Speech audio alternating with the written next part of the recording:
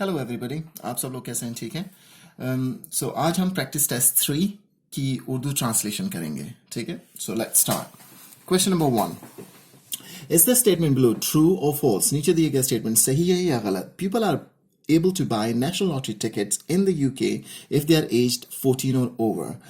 लोग जो यूके में रहते हैं वो 14 साल की उम्र या इससे ज़्यादा की उम्र के लोग जो है वो लॉटरी टिकट खरीद सकते हैं. तो ये स्टेटमेंट गलत है क्योंकि वो कम से कम उम्र 16 साल है. Question number 2. Why was Magna carta important? Magna carta क्यों इंपॉर्टेंट है? ए कि it gave all man the vote, मतलब मैग्ना कार्टा ने तमाम लोगों को वोट का हक दिया. B it limited the power of the monarch, इसने बादशाह की पावर को कम किया. See it established a new system of free education, इसने मुफ्त तालीम फ्री एजुकेशन का सिस्टम मुतारिफ कराया. D it give women legal rights, कि इसने जो है औरतों को कानूनी हकूक दिए. तो इसका जो सही जवाब है वो है B it limited the power of the monarch. So question number 3.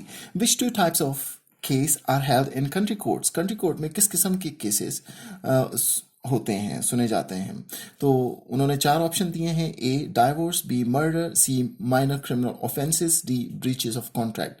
Country courts में सिविल मैटर डिस्कस होते हैं, केसेस सुने जाते हैं, तो वो A and D divorce breaches of contract is correct answer.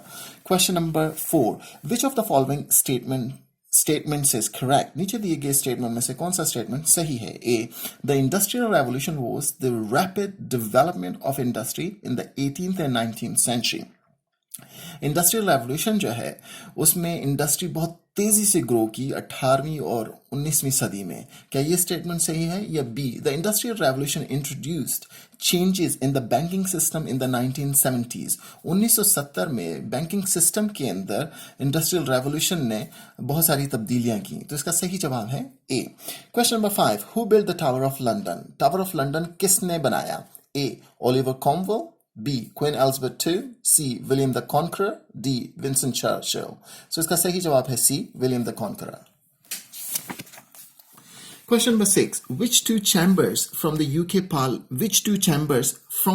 Parliament? ये 4 उन्होंने जवाब दिए, इसमें से पूछ रहे हैं कि कौन से 2 चैम्बर्स जो है ना वो UK पार्लियामेंट का हिस्सा हैं. A. House of Fraser, B. House of Lords, C. House of Commons, D. House of Representatives. तो इसका सही जवाब है B and C. Question number 7. Which of the following statements is correct? नीचे दिए गए कौन सा स्टेटमेंट सही है? A. There is a yearly sailing race on the river Thames between Oxford and Cambridge universities. कहते हैं कि बड़ी जहाज रानियों का मुकाबला होता है रिवर थेम्स में ऑक्सफोर्ड और कैम्ब्रिज यूनिवर्सिटीज में. क्या ये सही है? या B. There is a yearly rowing race on the river Thames between Oxford and Cambridge universities. कि वहाँ पे चप्पू वाली कश्तियों के जरिए मुकाबला होता है ऑक्सफोर्ड और कैम्ब्रिज यूनिवर्सिटीज में हर साल. तो क्या ये स्टेटमेंट सही है? तो क्वेश्चन नंबर 7 का correct answer is B. Question number 8. Which 2 are plays by William Shakespeare? इन 4 में से कौन से 2 प्लेज हैं विलियम शेक्सपियर के? ए मिडसमर नाइट्स ड्रीम, ये है क्या? B Pride and Prejudice, C Romeo and Juliet, D Oliver Twist. कौन से 2 हैं? तो इसमें सही जवाब है A and D. Question number 9. Is the statement below true और फॉल्स? नीचे दिए गए स्टेटमेंट सही है या गलत? In 1805 at the battle of Trafalgar Admiral Nelson defeated the German fleet. तो ये स्टेटमेंट गलत, मतलब ये कह गया है कि 1805 में बैटल ऑफ ट्रफाल्गर में एडमिरल नेल्सन ने जर्मन बेड़े को शिकस्त दी थी. तो ये गलत है क्योंकि एडमिरल नेल्सन ने 1805 में स्पेनिश और फ्रेंच फ्लीट को मिल के उन दोनों के खिलाफ लड़ा था और वो खुद मर भी गया था. तो that statement is wrong. Which 2 issues can the devolved administration pass laws on? devolved administration जैसे स्कॉटलैंड है, वेल्स है, नॉर्दर्न आयरलैंड है और जो वेस्टमिनिस्टर है वो सेंट्रल है. तो डिवोल्ड एडमिनिस्ट्रेशन किन इश्यूज के ऊपर कानून बना सकती हैं, ये सवाल है. तो उसमें 4 जवाब दिए हैं, इसमें से आपको 2 बताने. ए हेल्थ पे बना सकती हैं, बी एजुकेशन पे बना सकती हैं, सी फॉरेन अफेयर्स पे बना सकती हैं, या डी इमिग्रेशन पे बना सकती हैं. तो इसका सही जवाब है ए एंड बी. हेल्थ और एजुकेशन पे बना सकती हैं, फॉरेन अफेयर्स और इमिग्रेशन पे नहीं बना सकती. So question number 11, which of the following statements is correct? नीचे दिए गए स्टेटमेंट में से कौन सा स्टेटमेंट सही है? UK laws ensure people are not treated unfairly in any area of work or life. कि यूके के जो कानून हैं इस बात को इंश्योर करते हैं कि जो लोग हैं उनके साथ किसी किस्म का इम्तियाजी सलूक ना हो, जिंदगी के मामलात में भी और काम रोजमर्रा के काम के मामलात में भी. या B, in the UK employers can discriminate against different groups of people. के यूके के अंदर जो एम्प्लॉयर्स हैं जो जॉब देते हैं वो मुख्तलिफ लोग जो हैं, मतलब मुख्तलिफ ओरिजिन्स के लोग हैं, जैसे एशिया से हैं, लाइक ऑस्ट्रेलिया, या मतलब डिफरेंट लोगों के दरमियान वो डिस्क्रिमिनेट कर सकते हैं, मतलब एक दूसरे से अलग फर्क करके उनको जॉब दे सकते हैं. तो इसका सही जवाब है A. Question number 12, is the statement below true और फॉल्स? नीचे दिया गया स्टेटमेंट सही है या गलत? Wales united with England during the reign of Henry 8. के वेल्स जो है इंग्लैंड के साथ मिल गया था हेनरी 8 के दौरे हुकूमत में. तो ये स्टेटमेंट सही है, ये हिस्ट्री का लेसन है. Question number 13, which two are Christian groups? इन दो में से कौन से क्रिश्चियन ग्रुप्स हैं? A, Roman Catholics, B, Buddhist, C, Sikhs, D, Baptist. मतलब रोमन कैथलिक और बैप्टिस्ट जो है ये दो क्रिश्चियन ग्रुप हैं. Buddhist and Sikhs are two different religions. Question number 14. What two freedoms are offered by the UK to citizens and permanent residents? कहते हैं कि UK कौन सी दो तरह की आज़ादियां देता है अपने शहरियों को और मुस्तकिल मकीनों को? A, long lunch breaks on Friday, मतलब उनको लंबी लंच की ब्रेक मिलेगी फ्राइडे को. या बी, फ्रीडम ऑफ स्पीच होगा, उनको आज़ादाना बोलने की आज़ादी होगी. सी, फ्री ग्रॉसरीज फॉर एवरीवन, मतलब जो भी खाने पीने का सामान है वो फ्री होगा लोगों के लिए. या D, a right to a fair trial, या उनको जो भी मतलब कोर्ट के अंदर किसी किस्म का जो ट्रायल होगा वो बिल्कुल फेयर होगा. तो इसका जो सही जवाब है वो है B, freedom of speech, and D, a right to fair trial. Question number 15. When is a by-election for a parliamentary seat held? एक बाई इलेक्शन होता है पार्लियामेंट में, वो कहते हैं वो कब जो है ना मुनक्किद होता है, कब हेल्ड होता है? A, halfway through a parliamentary term, मतलब जैसे कि पार्लियामेंट्री टर्म हो 5 साल की, वो 2.5 साल बाद होगा. या बी, एवरी 2 years, हर 2 साल बाद. या C, when a member of parliament dies और रिजाइन्स, जब मेंबर ऑफ पार्लियामेंट मर जाए या वो इस्तीफा दे दे उस वक्त होगा. या D, when the prime minister decides to call one, या जब प्राइम मिनिस्टर कहे कि अब बाय इलेक्शन होगा. तो इसका सही जवाब है C, when a member of parliament dies और resigns. Question number 16. Which of the following statement is correct? नीचे दिया गया कौन सा स्टेटमेंट सही है? A, volunteering is a good way to earn additional money. कि volunteering एक बड़ा जबरदस्त तरीका है जिससे आप एडिशनल पैसे कमा सकते हैं, ज्यादा, मतलब एक और तरीका भी है. या B, volunteering is a way of helping others without receiving payment. Volunteering एक वो तरीका है जिससे आप लोगों की मदद करते हैं बगैर पैसा कमाए हुए. तो इसका सही जवाब है B. Question number 17. Which is the most popular sport in the UK? UK के अंदर सबसे ज्यादा जो मशहूर खेल है वो कौन सा है? ए, फुटबॉल, बी, रग्बी, सी, गोल्फ, डी, टेनिस. तो वो ए है, football. Question number 18. Which of the following statement is correct? नीचे दिया कौन सा स्टेटमेंट सही है?